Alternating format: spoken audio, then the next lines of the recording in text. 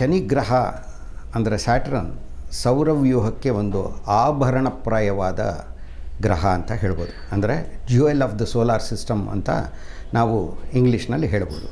ಇದು ದೂರದಲ್ಲಿದ್ದರೂ ಇದು ಭೂಮಿಯಿಂದ ಸಾಕಷ್ಟು ದೂರದಲ್ಲಿದೆ, ಆದರೂ ಕೂಡ ಇದು ಬರಿಗಣ್ಣಿಗೆ ಕಾಣುವಂತಹ ಒಂದು ಗ್ರಹ.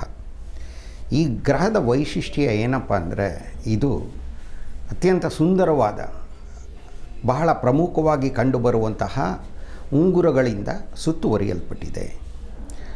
ಆದರೆ ಈ ಉಂಗುರಗಳು ಬರೀ ಕಣ್ಣಿಗೆ ಕಾಣಿಸೋದಿಲ್ಲ, ಒಂದು ದೂರದರ್ಶಕ ಅಥವಾ ದುರ್ಬೀನ್ ಮೂಲಕ ನೋಡಿದಾಗ ಇವು ಕಾಣಿಸುತ್ತವೆ. ಶನಿ ಗ್ರಹ ಅನ್ನುವಂತಹ ಗ್ರಹ ಬಹಳ ದೊಡ್ಡ ಗ್ರಹ.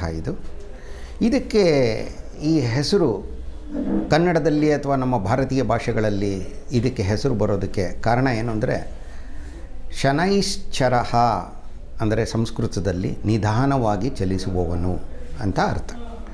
ಅಂದರೆ ನಾವು ಇಲ್ಲಿ ನೆನಪಿಗೆ ತಂದುಕೊಳ್ಳಬಹುದು, ಮೊದಲನೇದಾಗಿ ನಮ್ಮ ಪೂರ್ವಜರು ಯಾವುದೇ ನಾಗರಿಕತೆ ಆಗಲಿ, ಗ್ರೀಕ್ ನಾಗರಿಕತೆ ಆಗಲಿ, ರೋಮನ್ ನಾಗರಿಕತೆ ಆಗಲಿ, ಅಥವಾ ಪ್ರಾಚೀನ ಭಾರತೀಯ ನಾಗರಿಕತೆ ಆಗಲಿ, ಇವೆಲ್ಲವೂ ಕೂಡ ಆಗಸದಲ್ಲಿ 5 ಬೆಳಕಿನ ಚುಕ್ಕಿಗಳು ಸ್ಥಿರವಾದ ನಕ್ಷತ್ರಗಳ ಹಿನ್ನೆಲೆಯಲ್ಲಿ ಚಲಿಸುವುದನ್ನು, ಅಂದರೆ ತಕ್ಷಣವೇ ಅಲ್ಲ, ವಾರದಿಂದ ವಾರಕ್ಕೆ, ಕೆಲವು ವಾರಗಳ ನಂತರ ತಮ್ಮ ಸ್ಥಾನವನ್ನು ಬದಲಿಸುವುದನ್ನು ಕಂಡರು.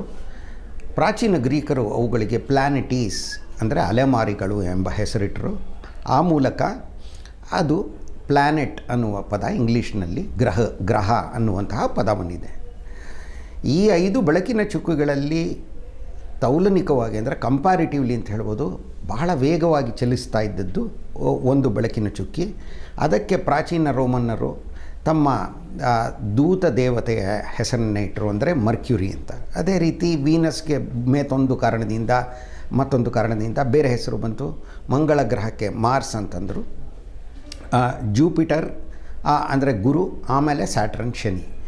ಈ 5 ಬೆಳಕಿನ ಚುಕ್ಕಿಗಳ ಪೈಕಿ ತುಂಬ ನಿಧಾನವಾಗಿ ಚಲಿಸುವಂತೆ ಕಂಡದ್ದು ಈ ಗ್ರಹ.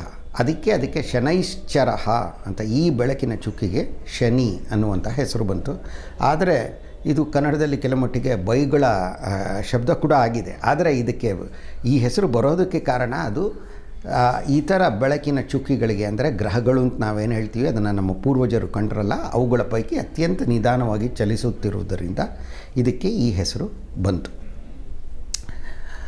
ಇವಾಗ ಇಂಗ್ಲೀಷ್ನಲ್ಲಿ ಇದಕ್ಕೆ ಸ್ಯಾಟರ್ನ್ ಅನ್ನುವಂಥ ಹೆಸರು ಬರೋದಕ್ಕೆ ಕಾರಣ ಏನು ಅಂದರೆ, ಪ್ರಾಚೀನರ ರೋಮನ್ನರು ತಮ್ಮ ಸೌರವ್ಯೂಹದ 5ನೆಯ ಗ್ರಹವಾದ ಗುರುಗ್ರಹ ಅಂತ ನಾವೇನು ಹೇಳ್ತೀವಿ, ಅದಕ್ಕೆ ಅವರು ಜೂಪಿಟರ್ ಅನ್ನುವಂತಹ ಹೆಸರಿಟ್ಟರು ಪ್ರಾಚೀನ ರೋಮನ್ನರು. ಇದನ್ನೇ ಗ್ರೀಕರು ಅವರ ಹಿಂದೆ ಇದ್ದಂತಹ ಪ್ರಾಚೀನ ಗ್ರೀಕರು ಜ್ಯೂಸ್ ಅಂತ ಕರೀತಾಯಿದ್ರು. ಈ ಮುಂದೆ 6ನೆಯ ಗ್ರಹಕ್ಕೆ ಈ ಜ್ಯೂಸ್ನ ತಂದೆಯ ಹೆಸರನ್ನೇ, ಅಂದರೆ ಸ್ಯಾಟರ್ನ್ ಅನ್ನುವಂತಹ ಹೆಸರನ್ನು ಪ್ರಾಚೀನ ರೋಮನ್ನರು ಇಟ್ಟರು. ಅದೇ ರೀತಿ ಈ ಜೂಪಿಟರ್ ಅನ್ನುವ ಒಂದು ಪೌರಾಣಿಕ ಪಾತ್ರ ಇದೆಯಲ್ಲ, ಅದರ ತಂದೆ ಸ್ಯಾಟರ್ನ್ ಅನ್ನುವಂತಹ ಒಂದು ಹೆಸರು. ಅದೇ ರೀತಿ ಗ್ರೀಕರು ಜ್ಯೂಸ್ ಅನ್ನೋ ಒಂದು ಪೌರಾಣಿಕ ಪಾತ್ರದ ತಂದೆಯ ಹೆಸರು ಕ್ರೋನೋಸ್ ಅಂತ. ಅದು ಇವಾಗ ಸ್ಯಾಟರ್ನ್ ಅಂತ ರೋಮನ್ನರು ಕರೆದರು.